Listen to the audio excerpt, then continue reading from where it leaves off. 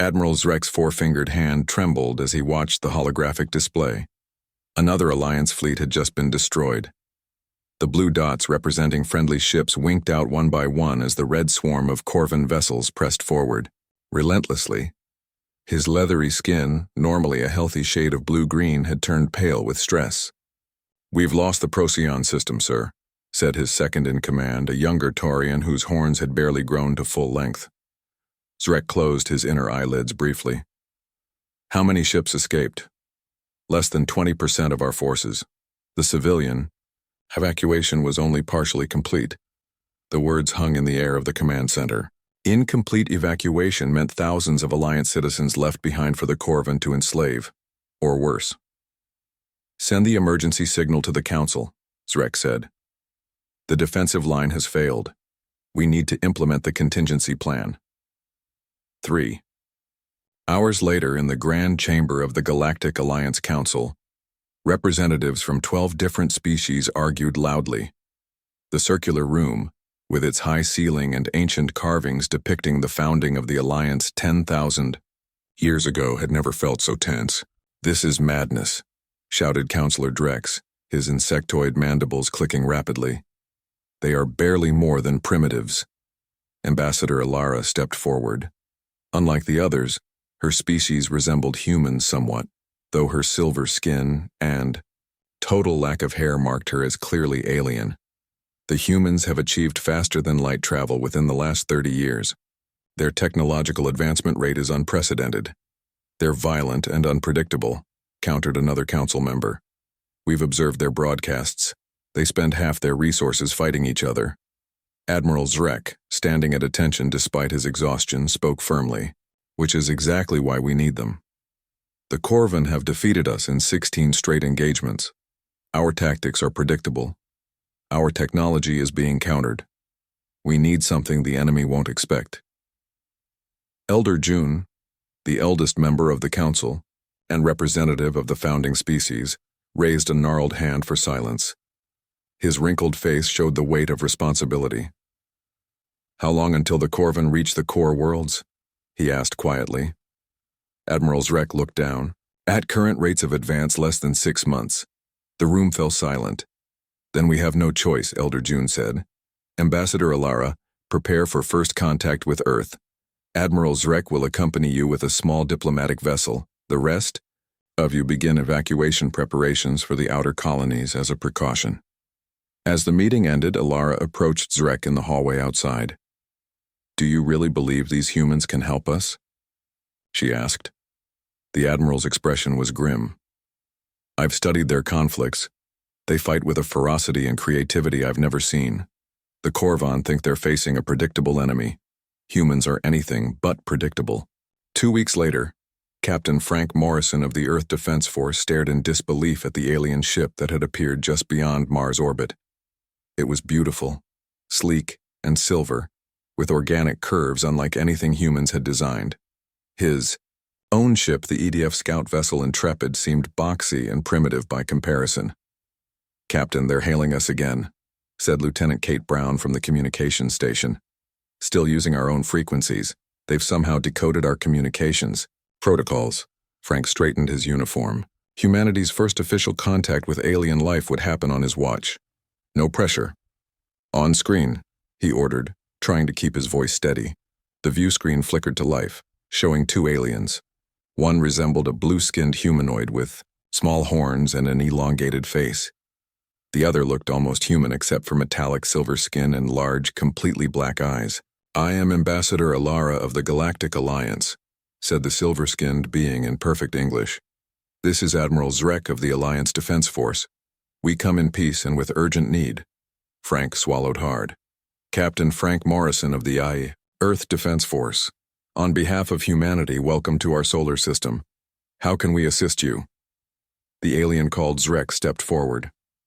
"Captain Morrison, your species has been observed from afar for some time.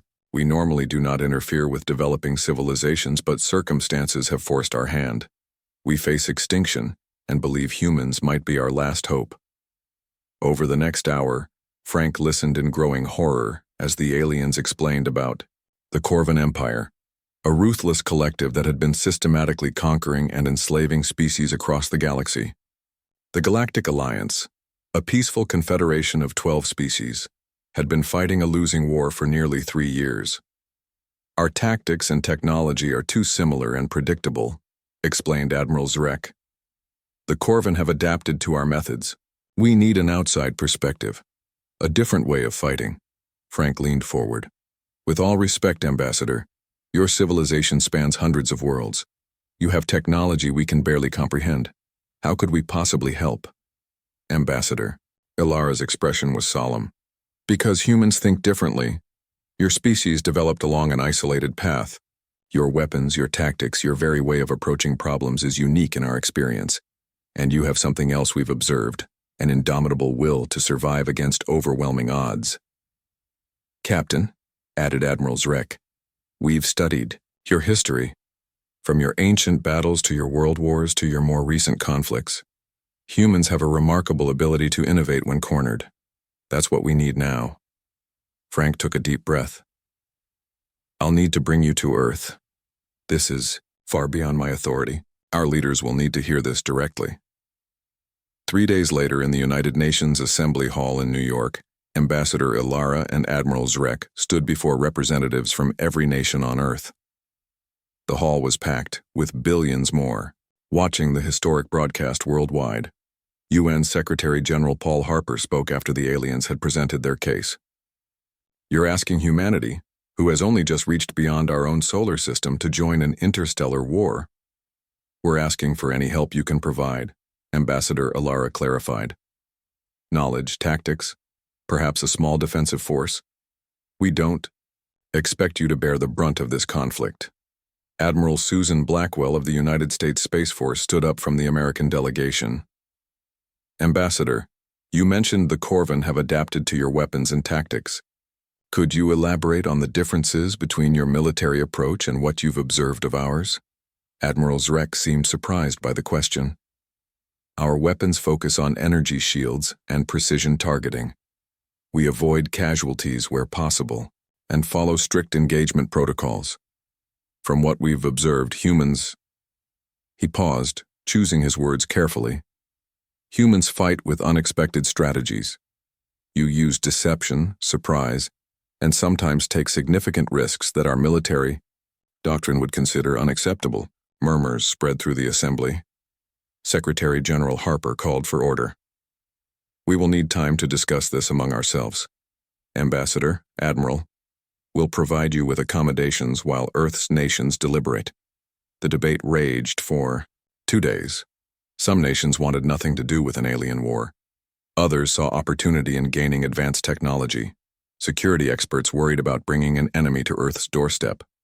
On the 3rd day, the United Nations reconvened. Secretary-General Harper addressed the alien visitors. The nations of Earth have reached a decision, he announced. We will not stand by while innocents are slaughtered across the galaxy. Earth stands with the Alliance. Admiral Zrek's posture straightened with what looked like relief. However, Harper continued, we have conditions. We will send a volunteer force, not conscripts. Any technology shared will be available to all Earth nations, not just those who contribute militarily. And most importantly, should Earth itself be threatened, the Alliance must pledge to help defend our homeworld. Ambassador Ilara stepped forward and bowed her head slightly. These terms are acceptable. On behalf of the Alliance Council, I thank you. As the assembly broke into both applause and concerned murmurs, Admiral Susan Blackwell approached Frank Morrison, who had been invited to attend as the first human contact. Looks like you're about to get a promotion, Captain, she said with a grim smile. They're putting me in charge of our response force, and I need experienced officers who've already had alien contact. Frank looked at the aliens, now surrounded by diplomats and military officials. Do you think we can really make a difference, Admiral? Susan's expression was determined. They wouldn't have come all this way if they didn't think so. And if there's one thing humans are good at, it's proving people wrong when they underestimate us. 3 months passed quickly. The massive shipyard orbiting Earth buzzed with activity as the last preparations were made to the human fleet. Workers in spacesuits moved like busy ants across the hulls of warships. Supply vessels came and went. Loading weapons, food, and equipment, Admiral Susan Blackwell stood at the viewport of her new command ship, the EDF Valiant. At nearly 800 meters long, it was the largest warship humans had ever built. Engineers had worked day and night to install alien technology provided by the Alliance, though much of it remained a mystery to them. Admiral, the final systems. Check is complete, said Commander Jason Kelly, her executive officer. He was young for his position, barely 35, but had proven himself repeatedly during the Mars colony crisis. Susan nodded without turning from the viewport. And the crew? All aboard and at stations. We're just waiting for the last shuttle from Earth with the diplomatic team. She finally turned to face him. Her face showed the weight of command, but her eyes remained sharp and focused. What do you think of our chances, Commander? Honestly, Jason hesitated. The Alliance briefings suggest we're outnumbered at least 20 to 1. Their tech is more advanced than ours, even with the upgrades. But he allowed himself a small smile. They haven't fought humans before. Susan almost smiled back. No, they haven't. Assemble the senior staff in the briefing room. I want one final review before departure. 30 minutes later, the command team of the Valiant gathered around the large table in the briefing room. The walls displayed star maps showing Alliance, territory, and the advancing Corvin front. All right, people, Susan began, looking at each face in turn.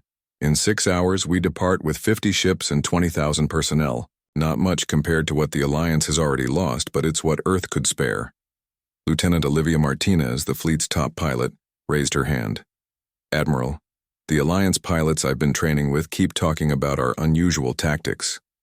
What exactly do they mean by that? Susan gestured to a tall, bearded man at the end of the table. Chief Engineer Peterson, you've spent the most time with their technical teams. Care to explain? Alan Peterson stroked his beard thoughtfully. It's fascinating, really. The Alliance, races all evolved from prey species or cooperative hunters. Their entire approach to warfare is based on perfect defenses and precision strikes. They find our tactics disturbing. Disturbing how? Asked Commander Kelly. We're willing to take damage to deliver a killing blow, Peterson explained. The concept of sacrificing some ships to position others for a decisive strike goes against their deeply ingrained instincts. And our weapons development took a completely different path. They focused on energy shields and precise targeting. We focused on overwhelming firepower and kinetic weapons. Dr. Diane Wright, the fleet's chief xenobiologist, nodded in agreement. Their societies value consensus and minimizing casualties. They find our military history horrifying, but they're desperate enough to overlook it. Susan leaned forward. Which is exactly why we might make a difference. The Corvin expect their enemies to fight like the Alliance. We won't. The meeting continued for another hour as they reviewed battle plans and contingencies. As the staff filed out, Ambassador Ilara entered the room. She had been the key liaison between humans and the Alliance since first contact. Admiral Blackwell, may I speak with you privately? She asked. When they were alone, the silver-skinned ambassador's composed facade cracked slightly. There's something you should know before we depart. The Alliance Council. They didn't tell your leaders everything. Susan's expression hardened. What did they hold back? The situation is worse than we reported. At the current rate of Corvin advance, the Alliance homeworlds will fall within 3 months, not 6 as we claimed. Your fleet isn't just a supplement to our forces. You're our last hope. Susan absorbed this information silently. Why tell me this now? Because you deserve to know the truth before you commit your people to this fight. And because, Ilara hesitated, because I've studied your history. Humans often perform beyond expectations when they know how dire the circumstances truly are. Susan nodded slowly. Thank you for your honesty, Ambassador. It changes nothing about our commitment, but it does change how I'll approach our first engagement. 6 hours later, the human fleet departed Earth orbit. Millions watched from below as the ships, tiny points of light, grew smaller and vanished into the darkness. News broadcasts showed crowds gathering in major cities around the world. Some prayed, some cheered, many simply stood in silence. On the Valiant's bridge, Susan gave the order to activate the alien FTL drive for the first time. "Take us to the rendezvous point, navigator." The stars stretched into lines around them as the ship accelerated to impossible speeds. Commander Kelly checked the readings at his station. All ships reporting successful transition to FTL. Estimated arrival at Alliance Fleet headquarters in 4 days. Susan settled into her command chair. "Begin combat drills. I want every crew member ready for action the moment we arrive." "You expect trouble at headquarters?" Jason asked quietly. "No, but I expect trouble soon after, and I want to show our allies what humans can do." Over the next 4 days, the fleet ran drill after drill. Fighter pilots practiced maneuvers that Alliance instructors had called suicidal but effective. Weapons teams calibrated the new hybrid systems that combined human missile technology with Alliance targeting systems. On the 3rd day, Chief Engineer Peterson requested an urgent meeting with the Admiral. He arrived at her quarters carrying what looked like a modified rifle. "We've made a breakthrough," he said excitedly. "We found a way to combine our kinetic weapons with their energy technology. The Alliance engineers said it couldn't be done, but we did it anyway." Susan examined the weapon. "Explain." "It fires conventional rounds, but each bullet is wrapped in an energy field that can penetrate Corvin shields at short range. Their shields are calibrated to stop energy weapons or physical objects, but not both simultaneously." For the first time since leaving Earth, Susan smiled. "Mass produce them immediately. Adapt the concept to our ship-based weapons where possible." "Already started, Admiral, and there's more. Lieutenant Martinez discovered that our fighters can perform maneuvers that Alliance pilots can't because of biological limitations. Their bodies can't handle the G-forces that human pilots can endure." Susan nodded thoughtfully. "Have Martinez develop attack patterns that exploit that advantage." On the 4th day, the fleet dropped out of FTL at the edge of the Centauri system, where the remaining Alliance forces had gathered. Through the view screen, Susan could see hundreds of alien vessels. Elegant, curved ships that made human vessels look crude by comparison. "Open a channel to Alliance Command," she ordered. Admiral Zrek's face appeared on screen. "Admiral Blackwell, the Alliance welcomes Earth's fleet. We've prepared docking facilities and briefing rooms for your officers." "Thank you, Admiral. We're eager to join the fight." As the human ships moved into formation with the Alliance fleet, Susan turned to Commander Kelly. "Now we see if humans really can change the course of this war." Jason looked out at the vast array of alien ships. "They're about to find out what happens when you corner humans with their backs against the wall." "Yes," Susan agreed, watching as Alliance ships moved aside to make way for the Valiant. "And so are the Corvin." Admiral Susan Blackwell sat stiffly in the large conference room aboard the Alliance command ship. The circular table was designed for the various alien body types of the 12 Alliance species. Her chair, hastily adapted for human anatomy, felt uncomfortable. Around her, alien commanders spoke in their native languages, their words instantly translated by small devices at each seat. "The Corvin fleet has been spotted near the Arcturus system," said Admiral Zrek, pointing to a 3-dimensional star map hovering above the table. "We believe they are gathering forces for an assault on this station." Susan studied the map carefully. She noticed something that bothered her, but when she raised her hand to speak, several alien commanders, visibly tensed. "You are here as an observer, Admiral Blackwell," said a tall, thin alien with features like a praying mantis. "Your forces lack experience in space combat at this scale." Susan lowered her hand slowly. "Of course, Admiral Vrex. We're here to learn." As the meeting continued, she made careful notes on her tablet. The Alliance defensive strategy was exactly what she expected. Careful, by the book, and utterly predictable. Exactly what had been failing them for 3 years. After the meeting, Commander Jason Kelly was waiting outside. "How did it go?" "About as well as expected," Susan replied quietly. "They see us as primitive newcomers." "Where's Lieutenant Martinez?" "In the fighter bay." "You won't believe what's happening down there." Susan raised an eyebrow. "Show me." In the enormous fighter bay, dozens of Alliance pilots had gathered around a simulator pod.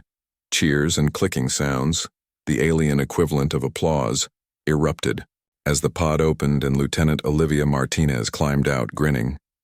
"What's going on here?" Susan asked a nearby Alliance pilot. The alien, whose features resembled a feline with blue fur, turned in surprise. "Your pilot just completed the Corvin attack scenario. No Alliance pilot has ever survived it." Olivia spotted her commanding officers and jogged over.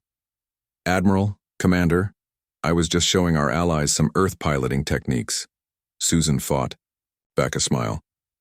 "I see, and how are they responding?" "They didn't believe humans could handle 9Gs in tight turns," Olivia said, her eyes bright with excitement.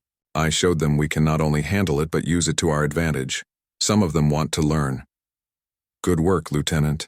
Keep building those relationships," Susan said.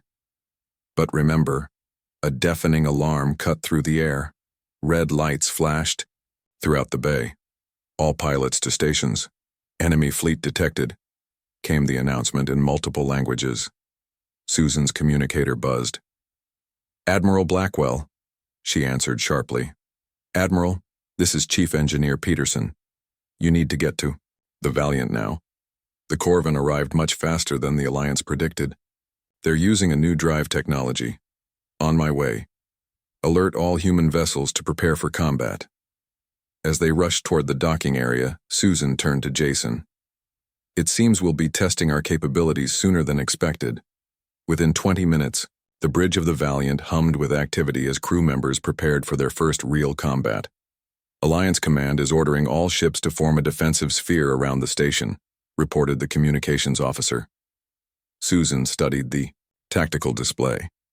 The Alliance ships were moving into a textbook formation, the same one they had used in their last 16 defeats. "Ignore that order," she said firmly. "Position our fleet at these coordinates." She marked an area slightly behind and above the main Alliance formation. Commander Kelly looked concerned. "Admiral, that's directly in the expected path of the Corvin advance." "Exactly. The Alliance expects them to go around or through their defensive sphere. I expect the Corvin to try to outflank them from above. We'll be waiting." "And if they don't come that way?" Susan's expression was grim. "Then, we adjust. Humans are good at improvising." The first Corvin ships appeared at the edge of the system, angular, dark vessels that moved with terrifying coordination. As Susan had predicted, they split into two groups, one heading directly for the Alliance sphere while the second group moved to attack from above. "They're following the pattern," Susan said. "Launch fighters, energy weapons at full charge, prepare to engage on my command." Lieutenant Martinez led 3 squadrons of Earth fighters into position, hidden behind a small moon. The Alliance commanders were frantically calling the Valiant. "Admiral Blackwell, you are out of position. Return to formation immediately," ordered Admiral Vrex. "With respect, Admiral, we're exactly where we need to be," Susan replied calmly. "You'll understand shortly." As the second Corvin group moved past the moon, Susan gave the order. "All ships, engage. Fighters, execute pattern Omega." The human fleet erupted from hiding, catching the Corvin ships from behind. Earth vessels fired their new hybrid weapons, conventional missiles wrapped in energy fields that confused the Corvin shields. Simultaneously, Martinez's fighters executed maneuvers that no Alliance pilot could perform, weaving between enemy ships and targeting their engines. The surprise was complete. Several Corvin vessels were crippled in the first attack run. The remaining ships tried to regroup, but the human fleet refused to follow any predictable pattern. Where Alliance ships would have formed up for a coordinated second attack, the Earth vessels scattered, each seeming to choose targets at random. "Keep them confused," Susan ordered. "Don't give them time to analyze our tactics." On the main view screen, she could see the Alliance commanders watching in stunned silence as the human fleet tore into the Corvin flanking group. Meanwhile, the main Alliance fleet was struggling against the frontal assault. "They're not coordinating their defense," Jason observed, watching the Alliance ships. "They've never needed to before," Susan replied. "Every species in the Alliance fights the same way." She opened a channel to the Alliance command ship. "Admiral," Zarek, the Corvin fleet has a weak point at these coordinates. If you can break through their center, we can trap them between our forces. There was a pause before Admiral Zarek responded. Understood, Admiral Blackwell. Redirecting our cruisers. Now. For the first time in 3 years, the Corvin fleet was thrown into disarray. Caught between the unconventional human attacks and the suddenly repositioned Alliance ships, they began to retreat. The battle lasted another 2 hours, but the outcome was decided in the first 30 minutes. When it was over, the Alliance had lost only 12 ships while destroying over 40 Corvin vessels. In the aftermath, Susan stood in the Alliance command center, facing the gathered alien commanders. Many looked at her with new expressions. Respect, mixed with unease. Your tactics were... Admiral Vrek seemed to struggle for words, his translator device beeping as it searched for the right term. Unexpected. I noticed you deliberately allowed damaged ships to take hits to shield undamaged vessels, said another commander. You used your own damaged ships as bait. Susan met their gaze steadily. We used everything available to win. That's how humans fight. Admiral Zrek stepped forward. Admiral Blackwell, the Alliance Council wishes to speak with you. They are reconsidering your role in this war. As Susan followed him to the council chamber, Commander Kelly fell into step beside her. Do you think they'll let us lead more operations? He asked quietly. Susan's expression was determined. They don't have a choice anymore. They've seen what we can do. And the Corvin just got their first taste of humanity. In the observation deck of his flagship, the Corvin Supreme, Commander Drakath watched the recording of the battle for the 3rd time. His scales darkened with anger. These new ships, he hissed to his subordinate. They do not fight like the Alliance. No, Supreme Commander, their tactics are chaotic, irrational. They take unnecessary risks. Drakath's eyes narrowed. Find out everything about these newcomers. They have made this war interesting again. 1 week after their first victory, Admiral Susan Blackwell stood before the Alliance Council. The circular chamber felt less intimidating now. The 12 alien representatives watched her with new respect in their eyes. Admiral Blackwell, began Elder June, the oldest member of the council, your tactics in the recent battle were effective. The Alliance High Command has recommended that human officers be integrated into our fleet structure. Susan nodded. Thank you, Elder. But integration isn't enough. We need to completely change our approach to this war. A murmur went through the chamber. Admiral Zrek, standing nearby, looked uncomfortable. Explain, requested a counselor with features like a reptile. Susan touched a control panel and a star map appeared in the center of the room. For 3 years, the Alliance has been fighting defensively, trying to hold territory. Each time, the Corvin adapt to your tactics and push forward. She highlighted several star systems in red. These are Corvin supply depots and staging areas.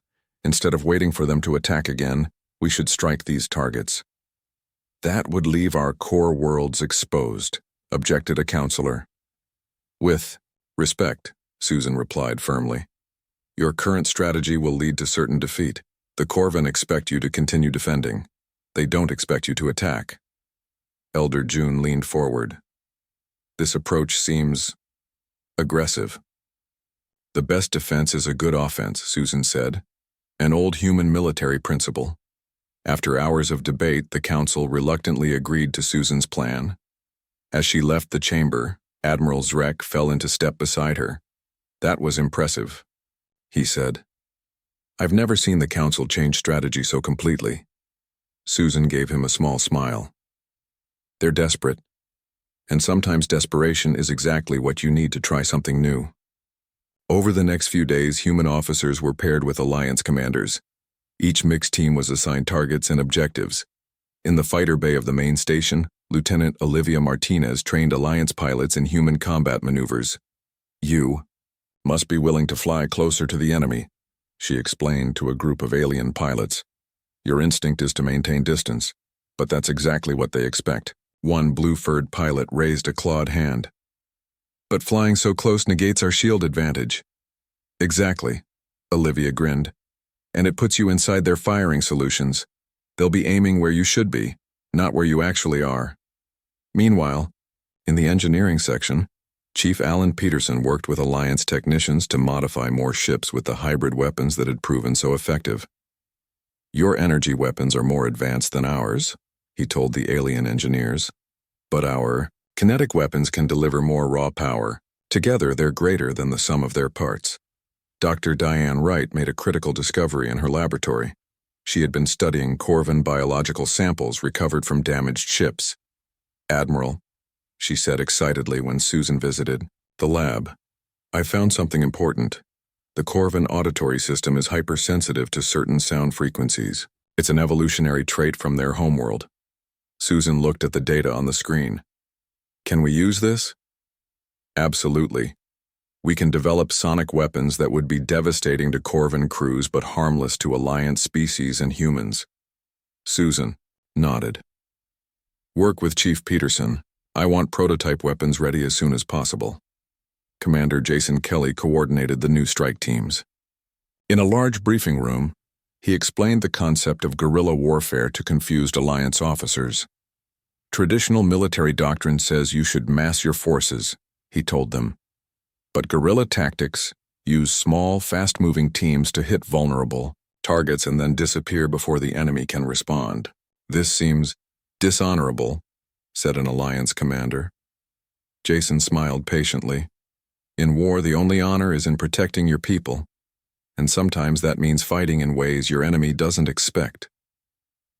2 weeks later, the first human-led strike, teams departed for their targets. Susan watched from the command center as the ships disappeared into FTL. "Do you think they'll succeed?" asked Ambassador Alara, who had been working closely with Susan since the first battle. "Some will, some won't," Susan replied honestly. "But even failure will tell us something useful." 4 days later, the reports began coming in. 8 of the AO, 10 strike teams had successfully attacked their targets. Corvan supply depots were destroyed. Communication relays were sabotaged. A major shipyard was crippled. The Alliance commanders were stunned by the results. For the first time in 3 years, the Corvan were on the defensive. "We need to press our advantage," Susan told the Council. "The Corvan are confused and trying to adapt to our new tactics. Now is the time to launch a major operation." "What do you propose, Yao?" asked Elder June. Susan revealed her plan for a daring mission to infiltrate Corvan space and capture a communications hub. "If we can access their network, we'll know their fleet movements in advance." Many counselors thought the plan too risky, but Elder June supported it. "We have trusted Admiral Blackwell's judgment so far. I see no reason to stop now." The mission was approved. Commander Kelly volunteered to lead it personally. "It's a dangerous assignment," Susan warned him in her office aboard the Valiant. "All the best ones are," he replied with a confident smile. "Besides, I need to show the Alliance officers that we don't just give orders. We lead from the front." 3 days later, Kelly's team successfully infiltrated the Corvan communications hub. Using stealth technology developed by Chief Peterson, they captured the facility with minimal casualties. The intelligence they gathered was priceless. The location of the main Corvan fleet, the identity of their homeworld, and most importantly, the weakness in their command structure. "Their entire operation depends on the Supreme Commander," Susan explained to the Council. "Drakath makes all key decisions. If we can isolate or eliminate him, their fleet will be thrown into chaos." Dr. Wright and Chief Peterson presented their new sonic weapon, ready for deployment. "It won't kill Corvan troops," Wright explained, "but it will incapacitate them long enough for boarding parties to capture their ships." With all these new advantages, Susan developed the final phase of her plan. When she presented it to the Alliance High Command, even Admiral Zrek was shocked. "This is beyond risky," he objected. "You're proposing to lure the entire Corvan main fleet into a trap."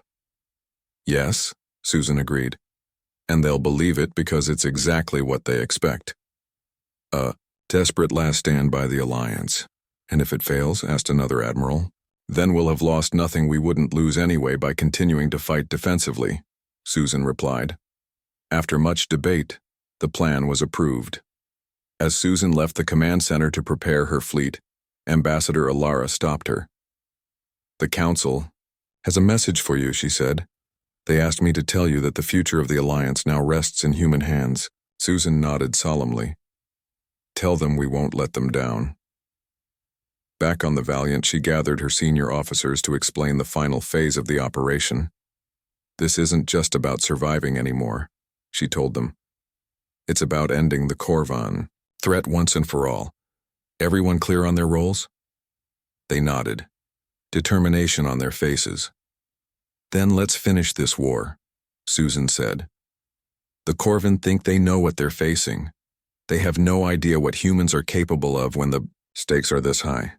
The Valiant moved silently through space, its engines running at minimal power. Around it, 50 human ships and 200 Alliance vessels waited in formation.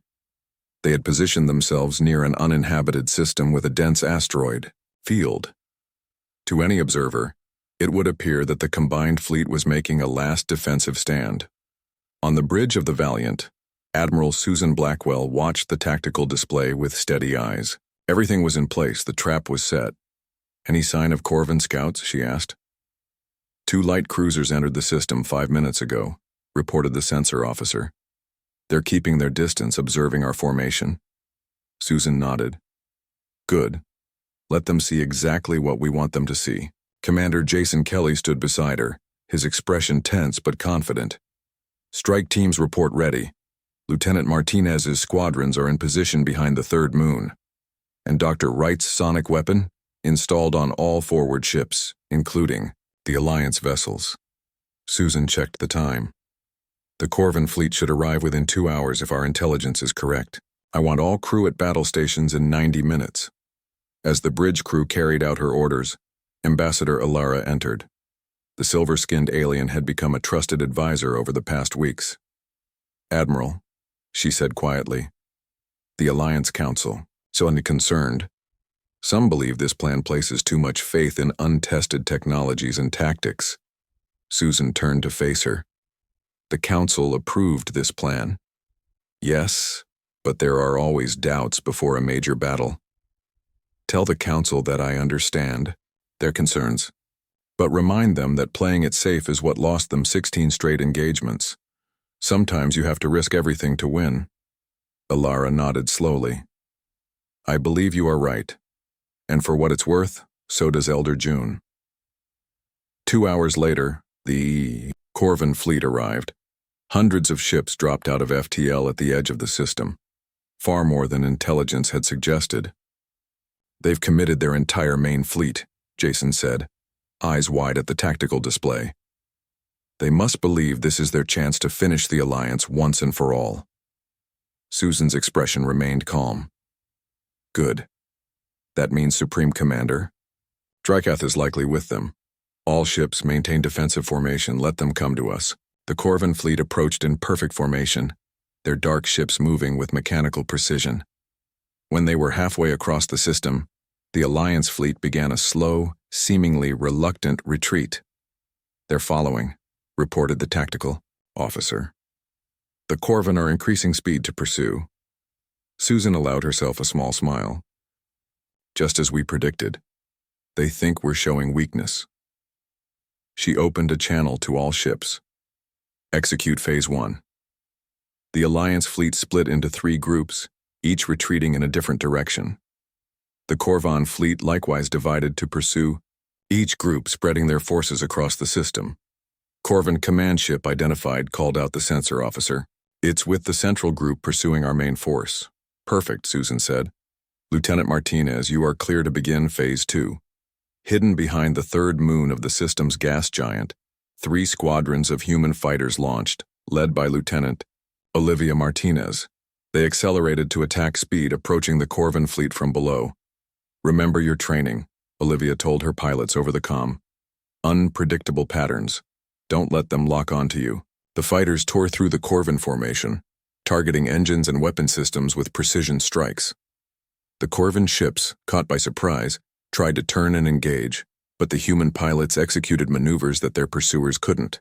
Match Phase 3, Susan ordered as the Corvan formation began to break up in confusion. Throughout the system, human and Alliance ships suddenly changed course, revealing the trap. The retreating forces turned to attack, catching the pursuing Corvan ships in a crossfire. Chief Engineer Alan Peterson monitored the weapon systems from engineering. Hybrid weapons functioning at optimal capacity. Corvin shields are failing against the combined energy kinetic rounds. On the medical deck, Dr. Diane Wright activated the sonic weapon system she had developed. Sonic disruptors active, targeting all Corvin vessels within range. Across the battlefield, Corvin ships began to drift as their crews were incapacitated by the sonic assault. Alliance boarding parties launched immediately, capturing vessels that would have been destroyed in conventional combat.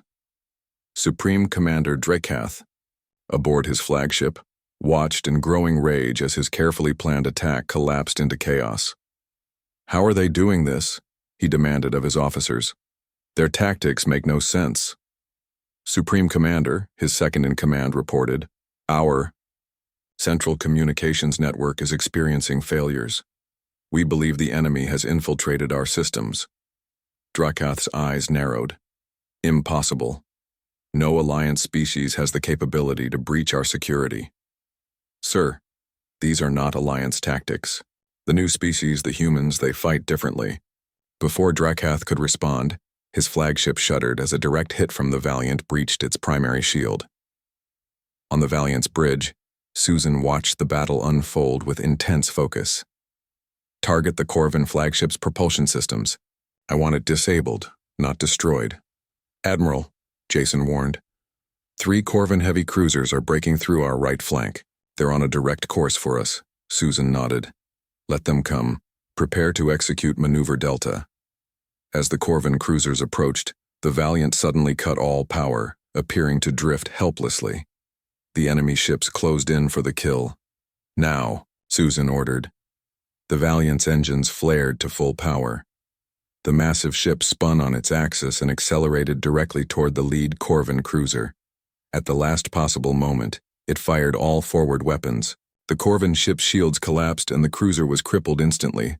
But the Valiant hadn't escaped unscathed.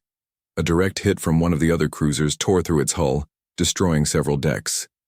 "Damage report," Susan called out, as the bridge lights flickered. "Decks 12 through 17 breached," reported an officer. "Casualties reported. Secondary power systems failing."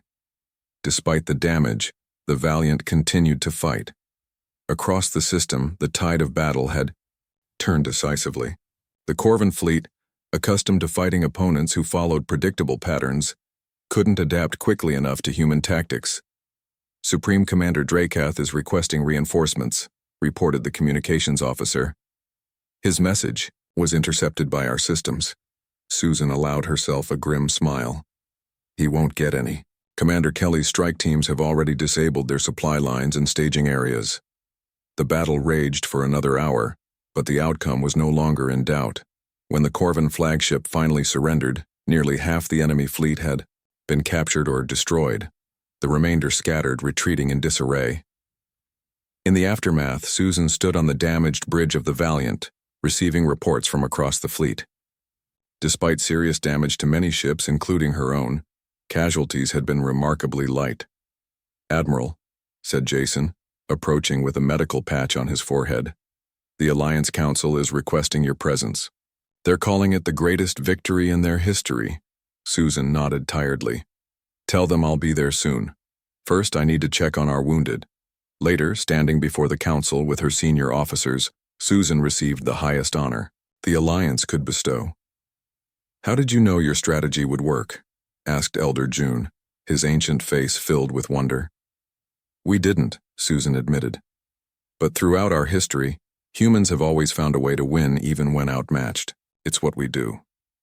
In the months that followed, the war turned decisively. Without their supreme commander and main fleet, the Corvin forces collapsed. One by one, occupied worlds were liberated. 1 year after the first human ships had joined the Alliance, humanity was formally invited to become the 13th member species. At Susan's recommendation, a new academy was established on Earth to train the combined forces in human military doctrine. In the academy's first class, Commander Jason Kelly addressed a room filled with alien cadets. "The first rule of human warfare," he told his students, "is that there are no rules when survival is at stake. The second rule is to always do what your enemy least expects. And the third rule? He paused, looking at their eager faces. The third rule is that when the human fleet arrives on the battlefield, it's game over for the enemy.